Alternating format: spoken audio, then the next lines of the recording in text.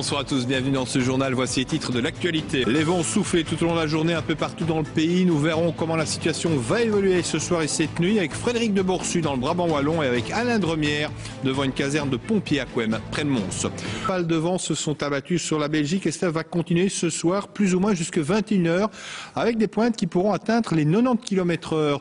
Un peu partout des arbres sont tombés, des toitures ont été endommagées. Reportage dans le Hainaut à Mons et dans le Namurois à Tamines, Quentin Warlop. Non, non, non, vous n'êtes pas à Ostende, mais bien à Mons. Le grand large a des allures de mer du Nord. Les mouettes s'y sentent d'ailleurs comme chez elles. Depuis le début de l'après-midi, la pluie et le vent n'ont pas cessé. Les pompiers ont également dû intervenir toute l'après-midi. Des vents à près de 90 km/h et là aussi des arbres qui se sont couchés, heureusement sans faire trop de dégâts. Ce sont toujours des dégâts matériaux, mais comme on voit ici, il y a un arbre qui est tombé, on va le débiter, et ce sera bon, ce sera fini, on ira ailleurs après. Vous avez déjà été fort sollicité?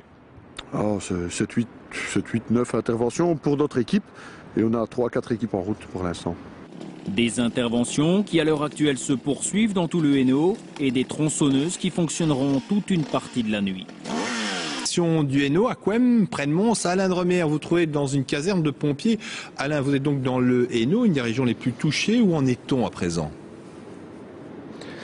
Mais écoutez François, vous pouvez le voir comme moi, à Mons c'est redevenu calme, mais il est vrai que les interventions ici à Mons ont été extrêmement nombreuses, une quarantaine. Cela dit pour des dégâts matériels, pas de blessés. Ici de nombreuses interventions, mais des dégâts mineurs, des arbres tombés dans les jardins, sur les pylônes électriques, sur les voiries ou également des toitures arrachées, des corniches arrachées.